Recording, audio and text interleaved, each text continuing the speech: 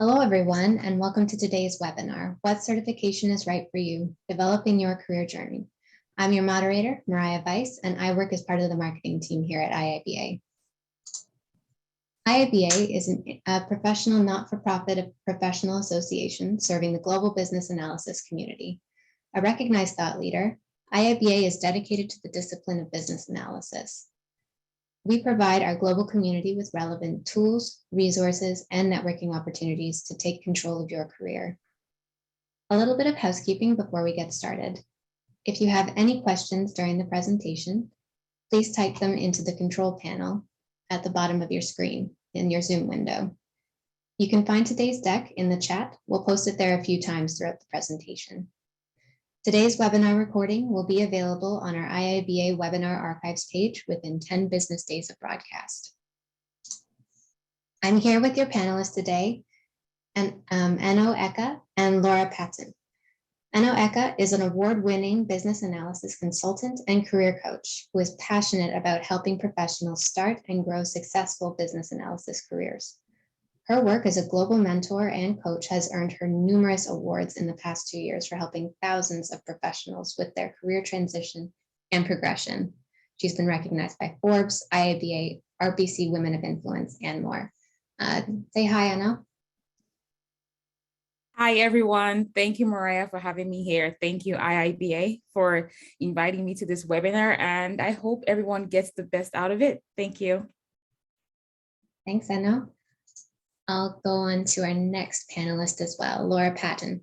Laura is a business analysis thought leader, coach, mentor, speaker, author, and instructor. She has over 30 years of experience as a business analysis professional. Laura has served as the chair and a writer for IIBA's BA Bach Guide version 3 and a project manager for version 2. She's the past head of product development for IIBA, as well as a contributor to several IIBA products, including IIBA's Guide to Business Data Analytics. Say hi, Laura. Hi, everyone. I also want to thank IIBA for having me. I want to thank Anna for having me partner with her on this, and thank everybody from the community for joining us today. Thanks, Laura.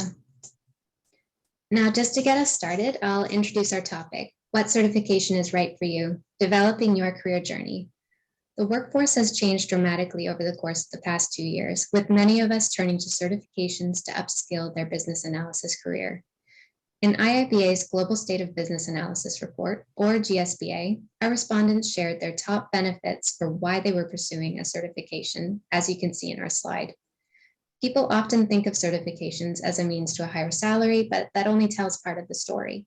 From higher confidence at work to greater fulfillment in our day-to-day careers, business analysis professionals are getting certifications to achieve a satisfying, fulfilling career where they are respected, recognized, and rewarded for their skills.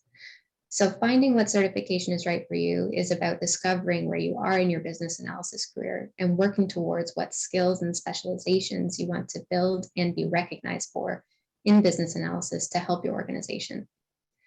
In our hour today, our panelists will show you how you can shape your career into a thriving, successful professional development journey. So before we move into our questions for our panelists, I would like to ask the audience 2 poll questions. These will help us tailor our panel's thoughts later in this webinar towards you. So before we get started, I will launch the first poll.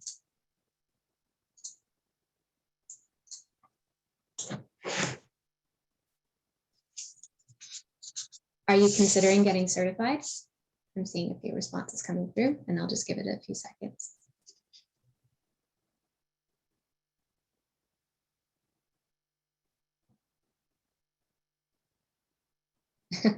Can I just say, I'm happy to see that no one has put no, not ever yet.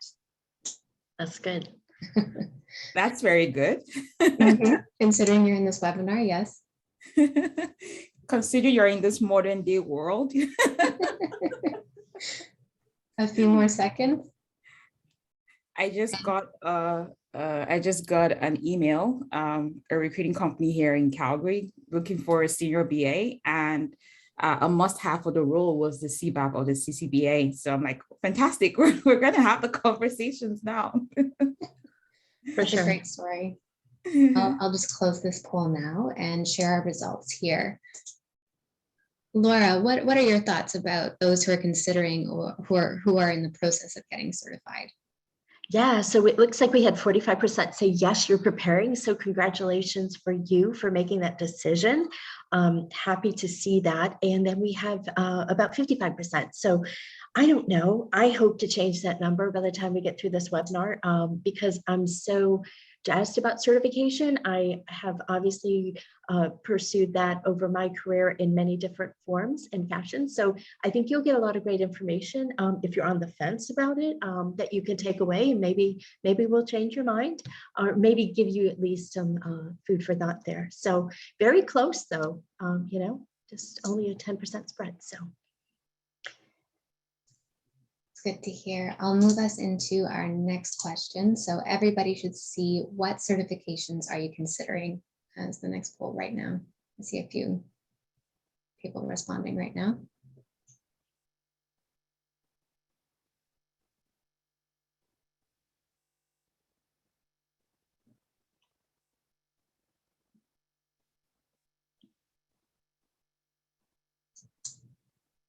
Give it a few more seconds.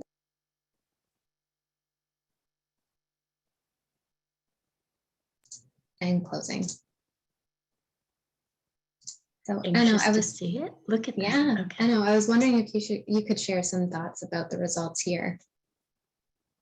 Definitely love that I'm seeing more people interested in the CBAP certification, 41%. That means that we have an audience here who have at least 5 years of work experience related to business analysis, and that is the highest level of certification. Also, the ECBA, we have 28%, so that's fantastic. So we also have a good mix of people who are, early in their careers, or they don't have a lot of business experience and they want to get started from that entry level, and it's a fantastic way to get started in business analysis. Also interesting to see that people are interested in the certification, specialized certifications, the cybersecurity, the POA, fantastic certifications as well. So that means they're probably also at that stage where they probably have worked as BAs for a while and now looking to specialize. And I'm happy you're here because we're talking about all of this. So thanks for doing the poll, guys. Thanks, everybody. And thanks for your thoughts, Anna. Moving to our first question, I'll pose this to Anna first. How do you start a career in business analysis? That's a very good question, because I feel like the business analysis career just sort of chooses you with the kind of work that you do. So you get started in business analysis without even knowing that you're doing business analysis.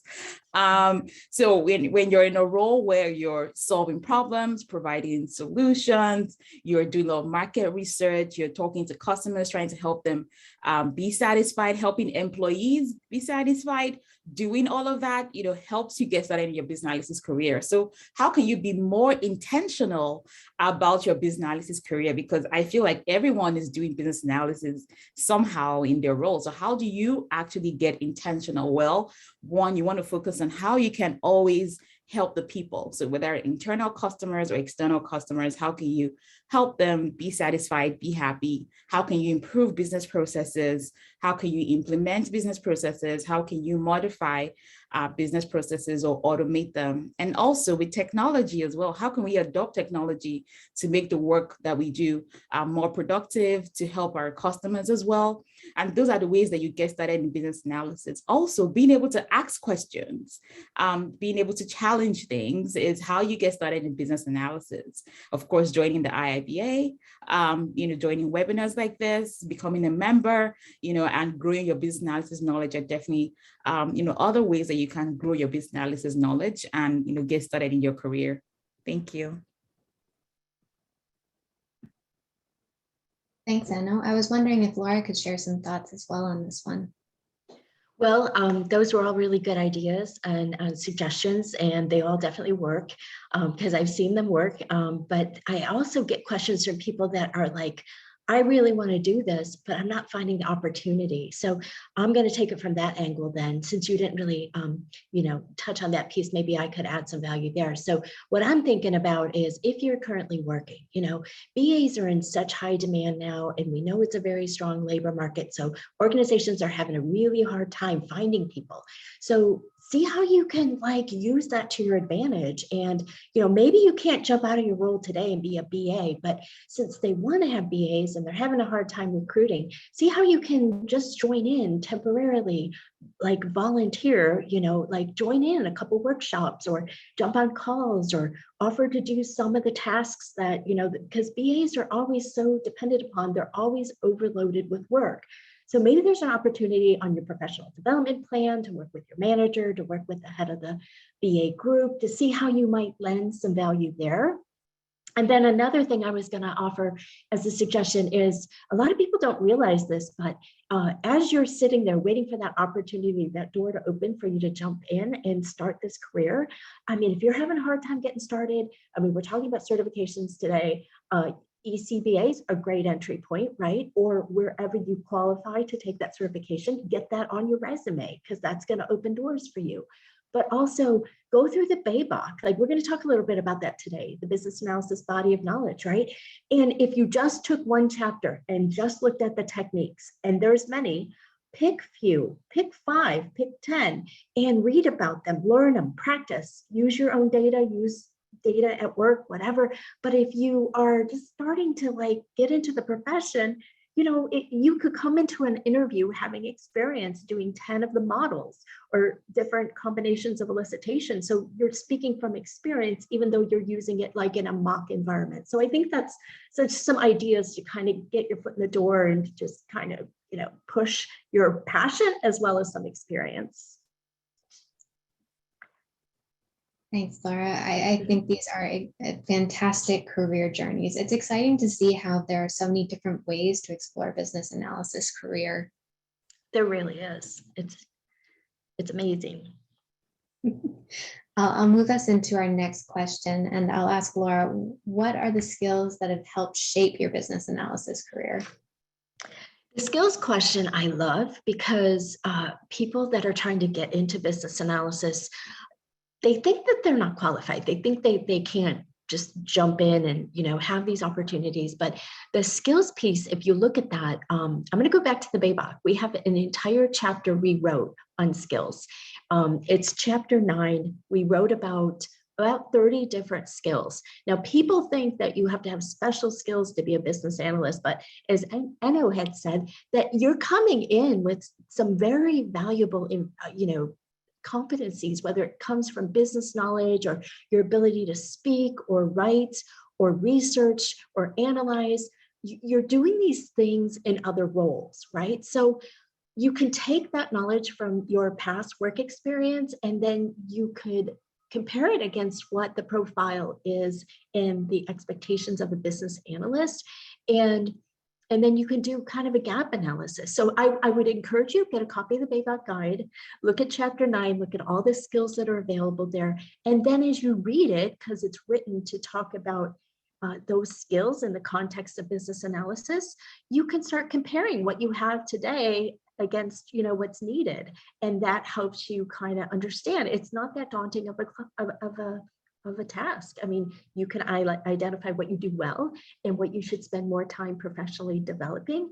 So this is going to be, I already mentioned communication skills, but this could be, research, this could be problem solving, leading, being able to work through problems, or helping an organization or a department understand how to leverage an opportunity and finding solutions. So there's just a host of skills talked about in the BABOK, and I think that's a great starting point to just really see, what skills a good BA needs, and then to kind of do that analysis between what you offer and what the role is needing. Over to you, maybe.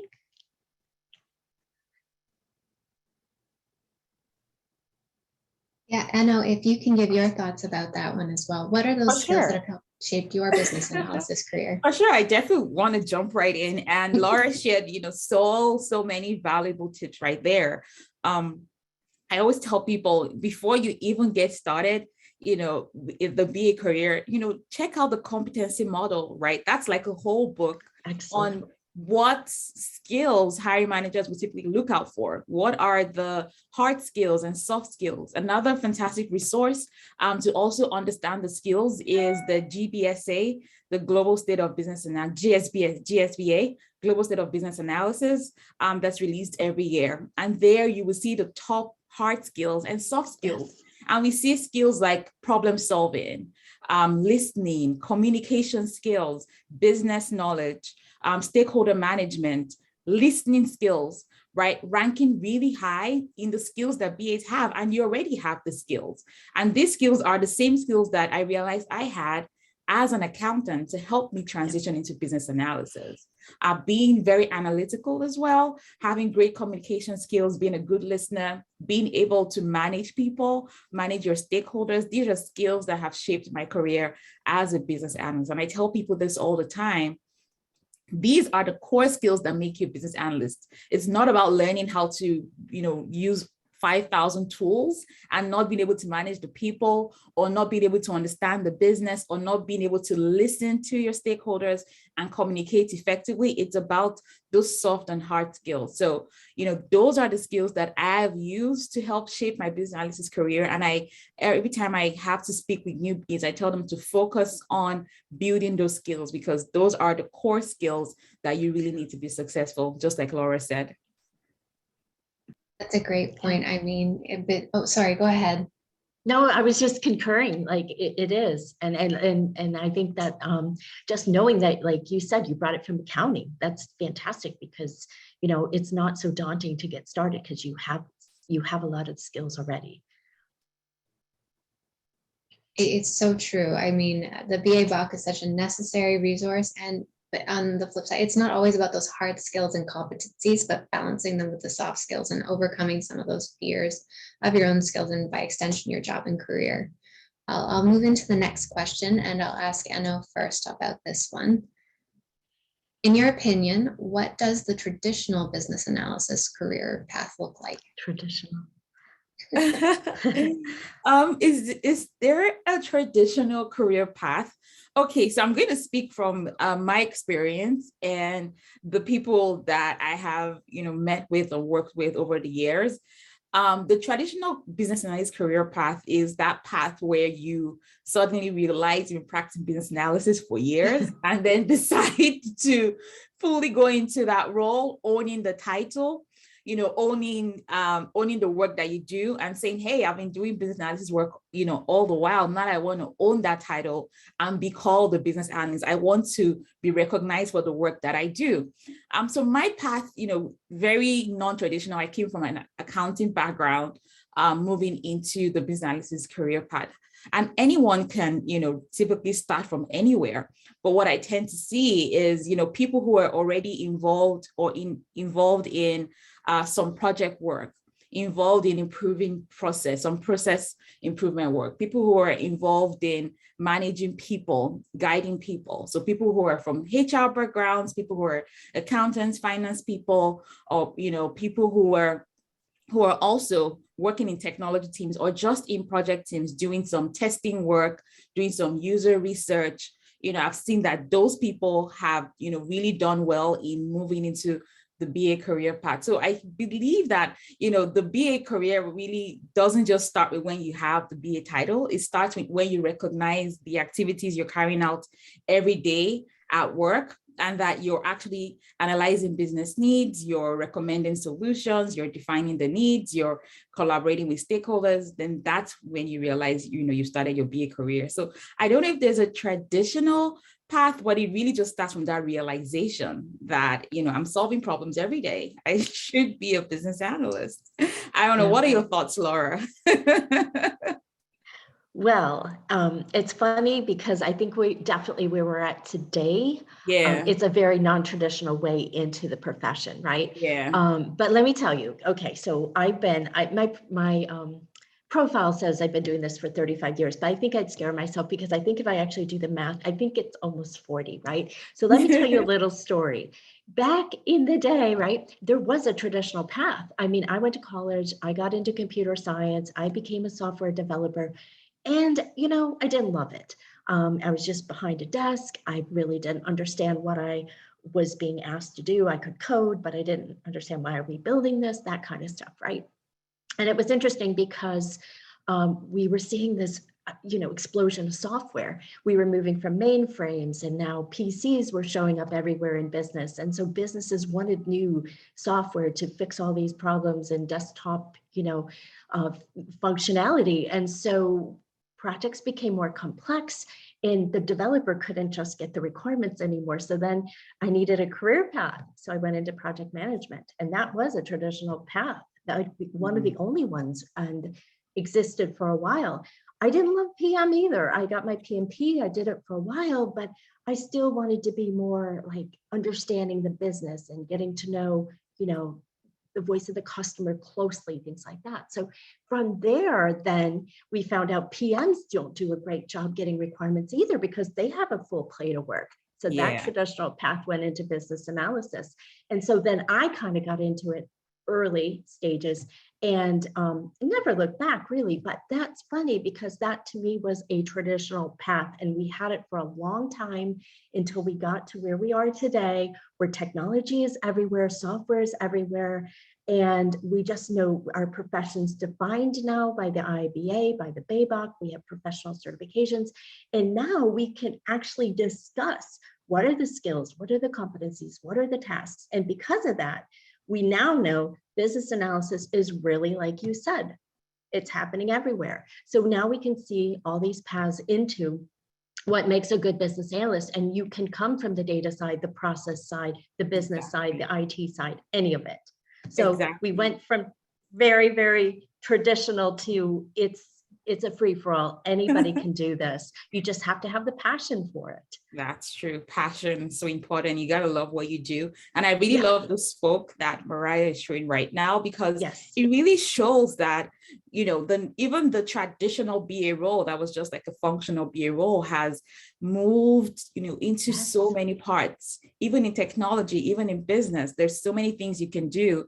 And I hope that our participants today are actually taking a look at this. If you've seen it for the first time, look at this and see for yourself, where do you think it can fit? Maybe it's customer experience, maybe it's agile, maybe it's business intelligence, right? There's so many opportunities for you in business analysis. It's a powerful infographic. It really is. I love it. If you're confused about, can I do this or where can I start? I mean, this is giving you so many options. Right.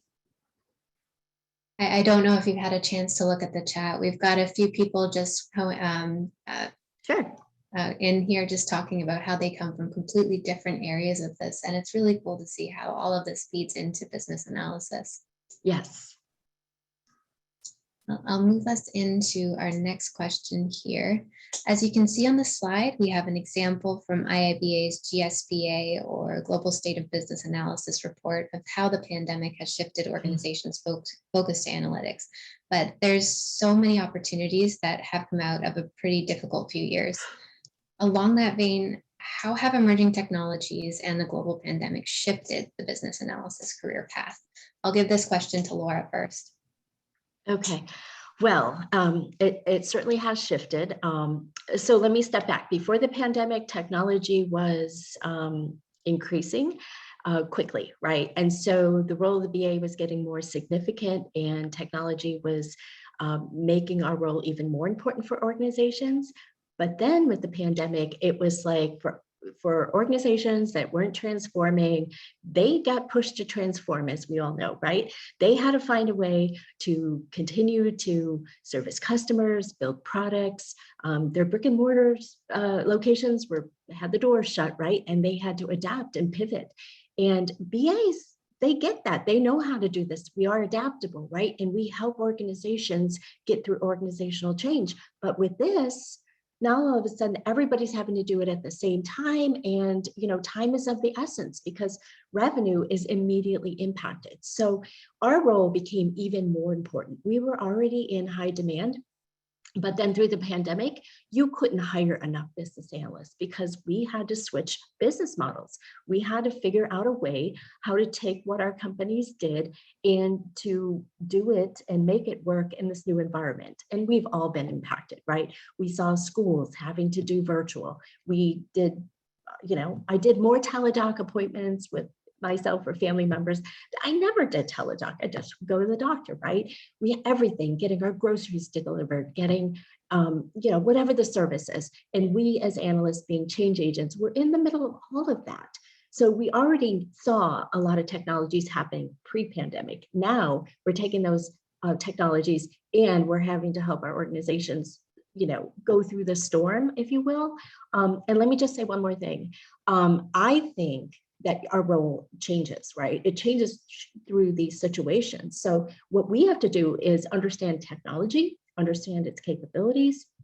We need to be the person that, we do this research, we bring it back, and then we can talk about how we can leverage these capabilities for our organization to solve problems. You can't go into a workshop and say, hey, we're going to use AI machine learning. What are your requirements? It doesn't work that way anymore, right? So really being that person who embraces technology and change and can be somebody to help your organization solution. And then one last point, this is something I've observed. If you're not changing, right, you're going to be forced to change. That's one thing. But what happens when we start to come up with new technologies and new ways to do things is, companies or people think the technology is really cool. And that only goes so far. But then after that, they're going to expect that, that technology is there. So our role is pivoting to make sure that technology can live beyond. And I can think of so many examples like mobile banking. Would you go to a bank today that didn't have mobile banking? But many years ago, it was cool. It was new, right? And there's a million other, I'll let you pick up on that. But I mean, I could just talk about the technology piece and how, how we're so instrumental and helping our organizations in that space.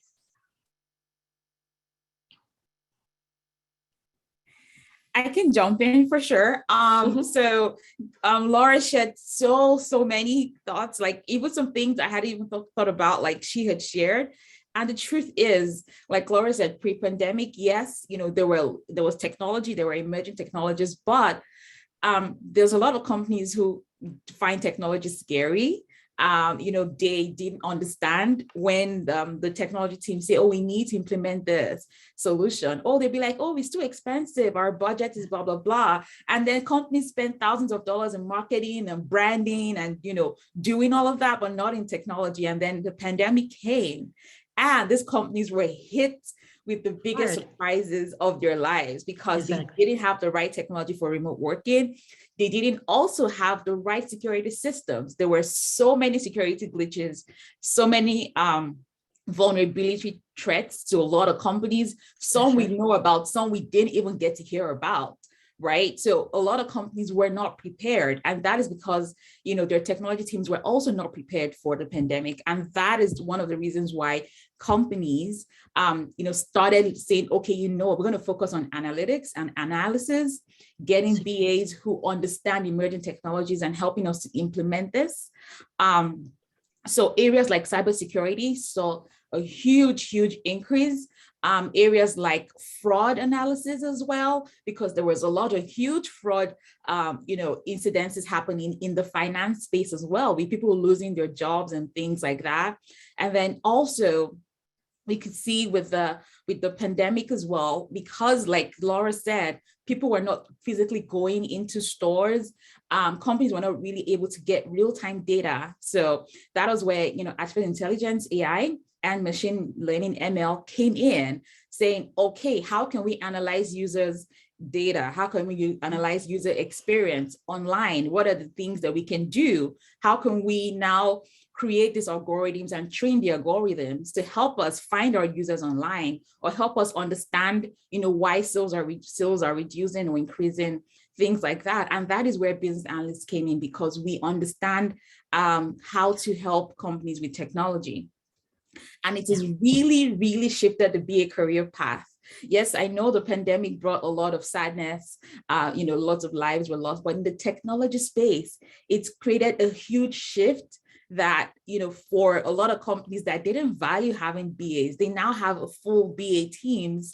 And we've also seen these companies now invest more into R&D, research and development. They want to stay ahead of the curve right now. And that is thanks to the opportunities that we've gotten as a result of, the pandemic in the business analysis field. And there's a huge demand for BAs. We've seen companies hiring BAs, on the spot. We've seen companies training their existing staff into BA positions, training companies to come train their staff on business analysis practices. And this has created this high demand and created a lot of value as well for BA roles, because one, you're getting paid better because there's that, there's a scarcity for sure. And also those who are fully knowledgeable, have the right certifications and experience are definitely, getting the exposure that they need in this time. So we can definitely say that it has truly shifted the BA career path for good. Yeah. I think that's a great point to kind of lead us into this next question. What are some of the areas a business analysis professional can specialize in? Who should take that? Oh, sorry about that. I asked the question to Anno first. Sorry about that. All right, fantastic. So some areas of specialization. Like we saw in that spoke, there's so many. There's process, there's product, there's agile, there's customer experience, there is change management, there is AI, there's data, there's business intelligence, you name it, there's cybersecurity. So there's so many. But right now, when people tell me that they want to specialize, I ask them, what do you have experience doing? Have you done a lot of data work and you love data? Then of course, look at the data side of things or the BI side of things. Or do you love to build products? Do you love to build, own, manage the whole product life cycle? Then, consider product ownership. Are you interested in cybersecurity and how we can protect our systems? Then of course, cybersecurity. If you have a lot of experience working with customers and implementing systems to help improve customer experience, then that's another fantastic part. So there's so many. So it really depends a lot on the experience you have, the passions you have, and also in your industry where you see the change happening. So if it's product, your industry is becoming more product focused, then you definitely want to consider the product ownership analysis certification for sure. If your industry has been affected by a lot of cybersecurity threats, then you definitely want to become a cybersecurity analyst by taking the CCA certification. If your company can do better with analyzing data and make better, help your company make better informed decisions, then of course, check out the CBDA with data analysis certification. So these are some of the certifications that you can you can take, and then of course, get into this career path and specialize as a business analysis professional. Yep. Did you want me to comment on that? Yeah. From your friend, Laura, what do you think? Well, I agree with everything you said, and there was a lot there, right? So I'm trying to think of the things you didn't touch upon. So I'm going to go back to my own experience. I went from business analysis, individual contributor practitioner into being a lead, the main person on a project with some other BAs working on the project. So you have that ability to keep learning and growing and demonstrating your competencies. And so you can move up that way too. From a lead, I became a BA manager. So now I was recruiting, I was bringing BAs in, I was managing across, different departments and resource, being a resource manager. And working at a strategic business analyst level, right? Working with C-level executives, understanding strategy. How can we create products and services to deliver on that strategy? So there was that path of strategy analysis that is interesting to many as they want to move up the career path. I had gone from working individually for a company, being a consultant, opening my own business, as I guess you have too, right? Then you can train, you can consult, you can coach, you can mentor. I had for a while just worked on going into organizations, helping them set up centers of excellence in business analysis. That's a whole different skill, and it's a lot of fun. And you might say, hey, my company doesn't have a COE. They're not interested in having it, but regulated industries, they do have them. Healthcare, finance, banking, pharma, clinical. I mean, they do have centers, so you could, focus on that. And then another area is, I saw some BAs just carve out a niche for themselves. They work on one application, one commercial off-the-shelf application, Salesforce or Workday or whatever, and they're an analyst doing that work for companies, bringing those commercial systems into those companies, and they're the expert in business analysis, but for that platform. So I think there's a whole wealth of stuff you could look at from that, but to specialize in that way too. I think that's a great point. There's just so many opportunities out there on how you can specialize, and it's really about finding your niche. Yep. Mm-hmm. I'll move us to the next question then. How can certification benefit your career growth? I'll send this one to Laura first.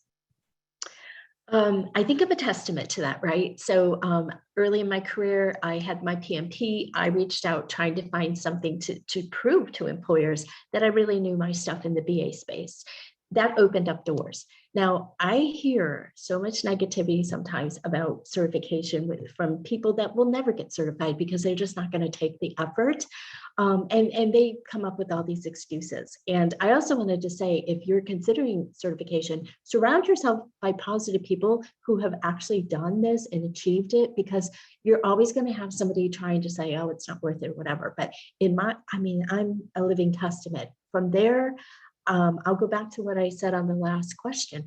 I had confidence. I took a role at a local chapter. So I was running VP of professional development, opened up a lot of opportunities, met a lot of people. I was bringing education programs in business analysis to my community. My volunteer work at the chapter ended up opening a door at IIBA Global. So then I went in as a volunteer and started working on BABOK. And from there, I got to chair it. And from there, I got to work with BAs across the globe. I got into consulting and training. Just being a BA instructor is a whole different career path. And you can do that to supplement your income. You don't have to quit your day job, as I would say. I got to write white papers. I have a lot of publications. You can participate in conferences. So all of those were things that, without the CBAP, without the, specializations that I had done, first of all, I don't think I would have had the confidence, but then it opens up doors. You're circling yourself with other BAs, you're learning from them, and you just keep branching up. And for me, you could check out my profile. I've done a lot of different pieces, and I really, really attribute that to that certification. Not that I expect, it's a piece of paper, not that I expect it to do something for me, but I took it and I marketed it and I opened up doors with it. It's a key. It's not going to do it for you. And I think that's the difference when people are negative about it, because they're waiting for it to do something magical. And it's like, no, you take that and then you go get what you want to get because you have that confidence and knowledge. What do you think? Is that how it worked for you? Well, I'm just here, nodding, and I just love listening to you, Laura, because, hearing you say it, I'm just like, yeah, that was me as well, because I was making that transition and at that point of making that transition, just like you said, a lot of people were negative about getting the certification. Yeah. They're like, oh, you wouldn't get a job with the certification. Companies, want you to have 10 years of experience. That's what the job descriptions ask for. You don't have all these technical skills. But the certification definitely gave me the confidence. It exposed me to BA techniques. And I started learning how to do better with my modeling and my diagramming and my documentation. It gave me that confidence to actually position myself. It validated my experience, that even though these people were telling me that I didn't have the experience, I did have the experience. Yes. Because after getting the certification, I realized I've been doing business analysis all the while. Yes, under a different job title, but the impact that I made towards the business and how I was helping the business achieve their business goals was all business analysis. So it gave me that confidence at work, helped me to earn more, helped me to negotiate better salaries, of course. And, I find that I was more fulfilled knowing that, I had the highest level of certification, in business analysis, thanks to the IIBA. So it doesn't, don't, just like Laura said, don't expect that piece of paper to do the work for you. So once you get that piece of paper, you go on and do the work, right? Because it validates your knowledge, it validates your experience, and you become a lot more confident in those interviews. I'm going to add one thing on to that. It gave me the language, right? Like you said, you were doing it, but you didn't know how to talk about it or explain it or put it into a conversation. When you have the language, you can tell people what you do. You can talk at a different level. When you interview, you can speak from experience, but without the foundations and fundamentals, you don't know that what you're doing, right? You don't know what it's called. You don't know what the language is. And so you might, you're doing it, but you're not packaging it and selling yourself in a good way, right? So it helped me talk about the profession, it just did. Yeah. So it's pretty cool stuff. So you're never going to see me, I actually like, in the past, I'd be intimidated by people being negative. Now I like, let's have a conversation because I like to debate it because it's like my whole career. I mean, and I always had multiple jobs. I didn't just have one job. I was always, because I loved it so much, right? How many of us leave and go do stuff at the chapter level? And that's so many hours a month of volunteer and giving back and stuff, right? Oh, yeah. I always tell people, go volunteer with your chapter. That is an absolute way to network, build your BA knowledge and experience, and get exposed to business analysis, just by volunteering with your chapter. Absolutely. I think that's a really good point to bring up, and feel free to elaborate on that idea of, there's so much to be done at the local level that you can do at a chapter that is just available to you as an IIBA member. What kind of experiences have you had in there that have really spoken to you? Yeah. Mm-hmm. So moving to the final question for the day, what's your advice to professionals who want to make a change in their business analysis career? I'll ask Anno first. I love this question, Mariah, and I feel like it's a good way to wrap up everything we've been discussing, because I have lots of advice for professionals. I know that a lot of the people that today, just like Laura said, the path has really changed from being a computer science or management information systems graduate to becoming a BA. It's now from anybody to becoming a BA, from even no degrees to becoming a BA. Now, I want you to focus first on having that value mindset, because business analysis is first a mindset than a skill set. And what is that mindset? It is the value mindset. Now, you want to document how you've added value to the companies you've worked at all through your career. Whether paid or unpaid, you want to document the value you've added. You want to look at the business outcomes. How are you able to help the company save money, make money, reduce their costs, improve the processes? How are you keeping customers satisfied? How are you doing market research to help the company to achieve their business goals? How are you able to implement new technology or help to work with the external vendors? All of that. You want to document all of that. And then you also want to do your research on the skills. We talked about the skills earlier. So what are the soft skills that I have? What are the hard skills that I have? What's missing? How can I learn those skills? Are there any resources that I can read, free or paid, that I could gain those skills?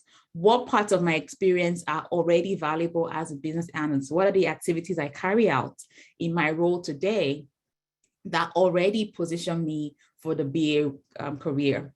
What certifications do I need to take, right? So based on your years of experience, you can take the ECBA, the CCBA, the CBAP. There's, different certifications you can take. You can start with at least getting some training with an endorsed education provider. That's the first step.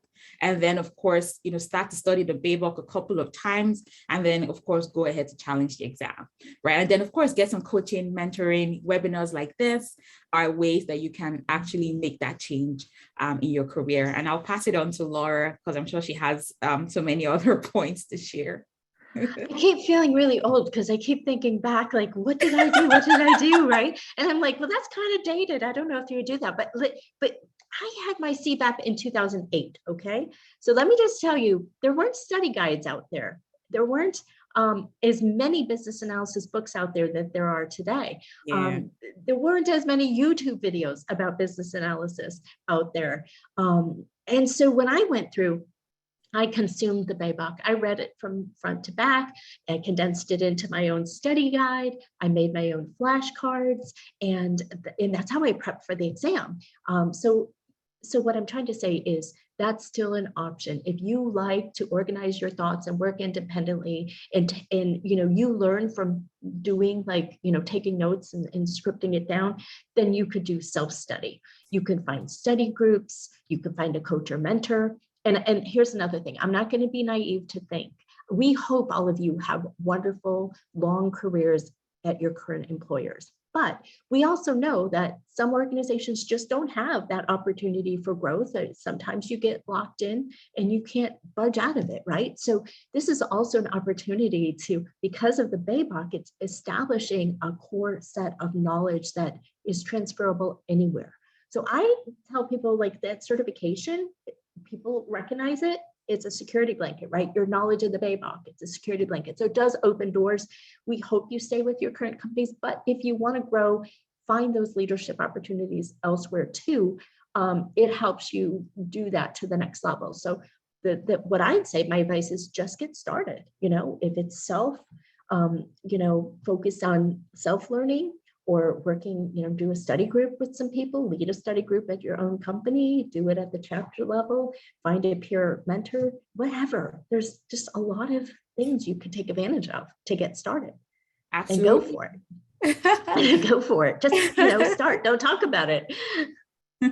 Take action, guys. Take action. Take action. Yes. That's a great point to leave it on. Just do it. Just get out there, take action. I mean, if you're going to move forward with it, this is the time. So that's really it for our questions for today. And now we'll open up the floor for a Q&A. Sorry, were you going to say something, Laura? No, I was just talking or mumbling or whatever, but I was thinking back to the first question, that you asked about how many people are considering it. I hope that we were able to tell you, like, hey, this is what you can do with it. That number can now go up after today, because I really think I'm just such a proponent, because it's done so much for me. And it's not just opportunity, it's money, it's promotions, it's responsibility. I've had a full career out of it. So yeah. That's a fantastic point. I'll just make sure everybody knows that you put the questions in Q&A for our panelists, and I'll just start at the top and then direct them towards one of our panelists. And Laura, Anna, feel free to direct it towards the other panelists if you feel like you're just you prefer not to answer that one. So to start, we have from Elizabeth. For me, I have no work experience as a business analyst, though I have over 10 years of experience as a team lead, customer service, and in the financial sector. I have formal training in business analysis, and I'm considering getting into the BA role. Do you think I should prepare for a CBAP certification without real work experience as a BA? Well, either one of us can take it, but the way these exams work, well, at least the CCBA and CBAP, they're experience-based. So when you do the application, you're going to have to demonstrate your experience. What does that mean? It means you're going to have to call out when you've done the different business analysis tasks on the application. You're going to have to show your contribution as a business analyst in these settings, following, how the BABOK talks about business analysis in the application. You're demonstrating that back. That's why it requires you to have, for CCBA, around 3 years of experience and 5+ years for CBAP. So if you haven't done the work, you're not going to qualify to take the exam. Now, it doesn't mean you have to have the job title of business analyst. So you might want to start by looking at the core standard for the BABOK and read through what is business analysis, how is that profession defined, what are the activities. Maybe you find out you have been doing some of this work, like you were pointing out you were coming from accounting and you had done some of this work. So, and on the application, then you're going to be talking about, these tasks and then you're going to add up the hours, and that's going to direct you. Now, if you don't qualify for the CCBA because you don't quite have the 3 years or you have none, go for the ECBA, because that's going to establish the language. That's the fundamentals. That's helping you get into the BABOK and setting that foundation, and you can build from there. What do you think? Honestly, when Elizabeth says she doesn't have any BA experience in 10 years, It's hard she's to now believe. a team lead. I find that hard to believe, right? That's So okay. Elizabeth, you said you got some formal training. Have you actually read the BABOK? Because when you're filling out your application, you have to, like Laura said, show that you have experience in at least 4 out of the 6 knowledge areas. And I believe you have, as a team lead of customer experience. So how have you been able to, keep customers happy, improve customer experience? Was this through improving business processes, maybe trying to reduce the wait time? That's improving the process, trying to see how we can automate some things so that customers don't have to always call in. Those are some things you might have done. What kind of technologies have you been involved in implementing at the bank? If you work in a financial services space, there are highly innovative. There's a lot of technology in the banking space that I'm sure you've been involved in testing, user research. You've been involved in doing things like that. And also, you've also been involved in helping the people internally and externally. So I want to believe you definitely have some years there that you can put in for the CCBA or the CBAP for sure. Yeah, that would be my guess, right? Great answer. Good question. Yeah, thanks, Elizabeth. I'll take us to our next question from Toby, and I'll ask Enno to answer this one first. Having about 3 years of banking customer service experience and about 2 years of social service experience, what is the best path to becoming a BA? That's a great question, Toby, and I'm glad that you're here. So in total, you have 5 years of experience. My advice would be to join a study group or take a business analysis training program with an EEP. That would expose you to the BABOK, the knowledge areas, the techniques and the competencies, reading the BABOK as well. And then another thing that you would need to do is to actually define the things you've done that relate to business analysis. So as you get that exposure to business analysis, you're going to take out a pen or a paper, and an EEP is an endorsed education provider.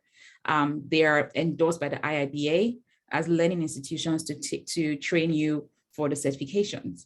So you're going to actually take out a pen and a paper, and you're going to write out the activities you've carried out where you were able to implement change, where you were defining the needs, where you were analyzing the needs, where you were collaborating with stakeholders, where you were implementing new solutions, where you were improving business processes. And you're going to write down all of that. And that would help you to see the activities you carried out as a business analyst. And like Laura shared earlier, getting the certification would definitely give you that confidence that you need for sure. So based off of all the things you've done in the last 5 years, you should be able to pick out some experience that could qualify you for any of the 3 certification exams, and then you would go ahead to take the certification exams. But before you do that, I advise you to, like Laura said, be around positive people, be around BA professionals, join your local chapter, be involved in BA workshops, webinars like this, go on the IIBA website. If you're a member, you would get access to member webinars, but there's also public webinars as well that exposes you to BA knowledge that you can get started with.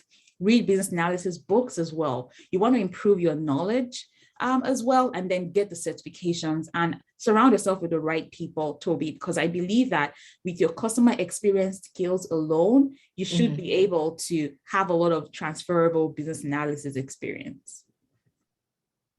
Thank you. That's a fantastic answer. Thanks, Enno. I'll go to our next question from, I apologize if I'm mispronouncing this, Nitin. According to you, how crucial is an individual's functional knowledge? I'll start that again. According to you, how crucial is an individual's functional knowledge in a particular domain to be able to get into business analysis working for an organization? Or is it that skills and business analysis techniques are more important and one can always learn from the domain stuff later? And I'll pose this one to Laura. That question is a good question, and it's been asked for a long time. And the answer is, the good answer is that you can have the functional knowledge or not have the functional knowledge, and you'll still make a great business analyst. So let's talk about a project, and we're doing Agile, and it's a team environment, and we're going to have people that bring different skills and competencies, and that team's going to work it out. Who has primary responsibility for creating the user stories and the acceptance criteria, who's doing this, who's doing that. And where we have gaps, we fill them in. We take different roles. We're going to have a product owner. They're going to provide, that voice of the business, and we're going to have business subject matter experts. So if you don't have that functional knowledge, they're there. They're the safety net. They're going to bring that knowledge to the team, and you can learn over time, right? And then you can do things in addition to just, waiting to learn the business on a project. You can actually self-study, go out there. You can observe, you can read stuff for your industry. You can ask what kind of training is available at your company to learn that functional piece, right? So you're not stopped per se. You're going to be used differently by your organizations based on that skill set. Now, if I come from the business into this on my career path, and I have massive years of experience, or let's just say 5 years of experience working in a particular functional area, but I'm just so on BA, we're going to put you on a project, and we're going to pair you up with that strong BA that doesn't have the functional knowledge, and the two of you will balance each other out. And there's so much work to do. You're going to contribute together. So you're not stopped because the profession has such a broad set of skills and competencies needed that we're super happy if you can just demonstrate. I don't know, I don't want to give a number to it, but a third or 50% or whatever. And then from there, a good BA manager is putting a professional development plan together for you to help you get the rest of it, right? But it takes years. So nobody's going to start having all of it, including functional, experience. I think that's a great answer, Laura. I'll move us to our next question from Judith, and I'll pose this one to Enno. Do the presenters provide some mentorship or coaching to those making their transition into business analysis, and how would we get in touch with them? Okay, thank you for that, Mariah. So Judith, yes, we do. I am the founder of Business Analysis School, and I help professionals make that swift and smooth transition into business analysis through coaching, because I believe that coaching is definitely beneficial for you when you're making that transition, because there's a lot that's unique to each person, and is not like a cookie cutter. There's definitely some nuances to it. So for sure, you want to head to businessanalysisschool.com, and when you head to the website, there's free courses there. There's paid courses there as well that you can take, and you can also send a message as well if you'd like to chat with me, and you can reach out to me on LinkedIn, and Eka is my LinkedIn name. Thank you. So I'll just jump in. I mean, for me, I'm towards the end of my career. So I always tell people I don't have a career path anymore. I just do the projects and the engagements that I love. And so I'm really not doing the coaching and mentoring so much anymore, right? I'll do little things when people ask me for a favor, but where I've been spending my time, because I'm so jazzed by the platform, is LinkedIn Learning. So I've developed a few courses. I have another one that's coming out later this month. And so, that's how I kind of give back to the community. And then, of course, if you have access to LinkedIn, like myself, but there's a lot of other people that have great BA courses. There's actually an entire, if you check it out, there's a learning path for business analysis on LinkedIn. So that's kind of where I spend my time. I'm heading off into quasi retirement, just doing the things I love. So while I would still love to contribute and give back, I'm going to say hand it over to Enno, because she has you covered, and I'm hoping to improve my golf game soon.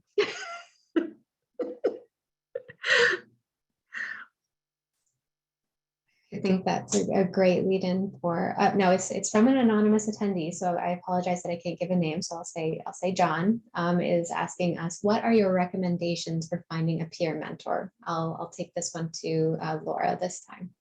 Okay, so one thing I didn't mention is as you're learning about certifications, you will read in the certification handbook on IIBA, what you need to do to get certified. But a piece that people don't recognize is there's a recertification process to it. Now, it's not daunting. It doesn't mean that once you pass, you have to take the exam again. It doesn't mean that. What it means is it's to keep the credential, to keep it fresh, to keep it valuable to employers.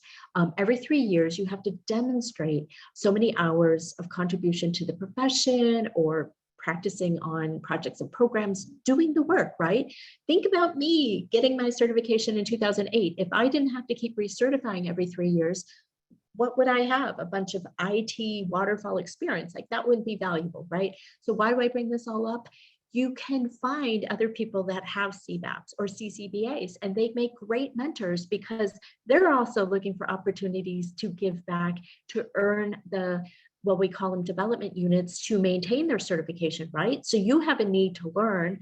They've already gone down the process and have the experience of certification, application, sitting for the exam, and giving back, like learn from them. That's so where do you go? You look for those credentials, people that pass the exam.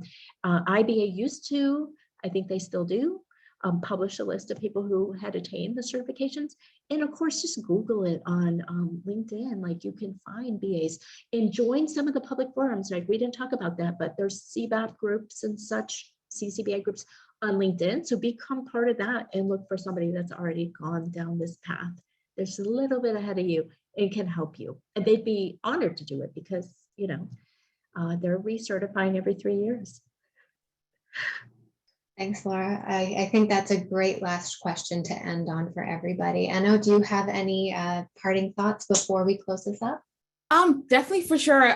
Laura has shared so many useful insights. And for me, as a young professional, when I was trying to get into this career, LinkedIn was such a valuable resource. So like Laura said, there's a lot of BA LinkedIn groups, and you can also find people who went to your university. When you go on LinkedIn, filter for people who went to your university or they live in your local area and they're BAs.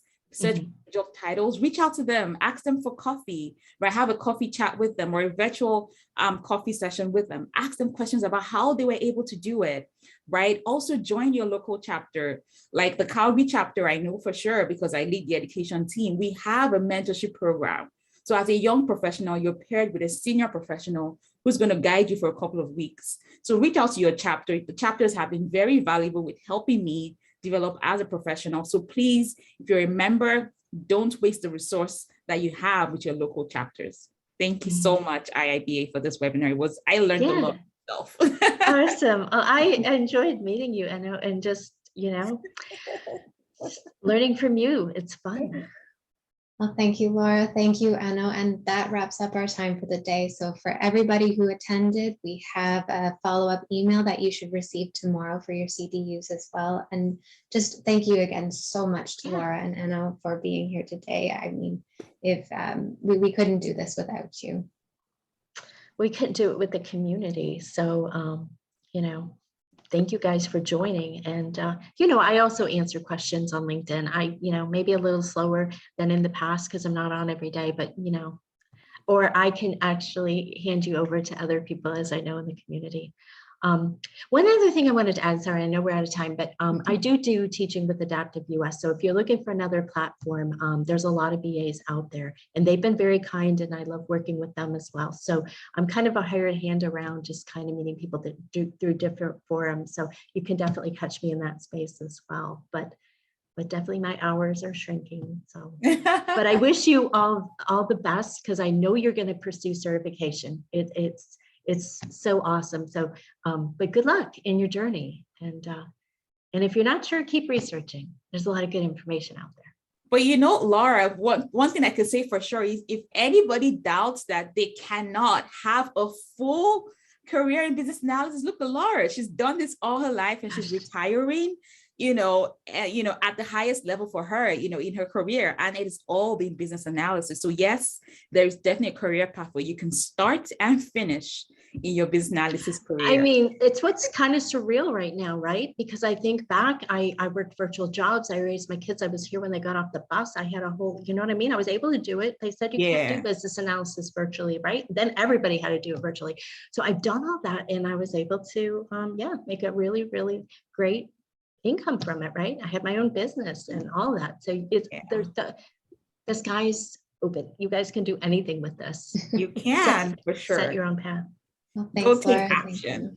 All right, thank you that. guys. Take I have action. to run. Yeah, Thank take you. action. Take Bye. care, and we'll see you Bye, next everyone. time. Bye. Bye, bye, bye. Thank you.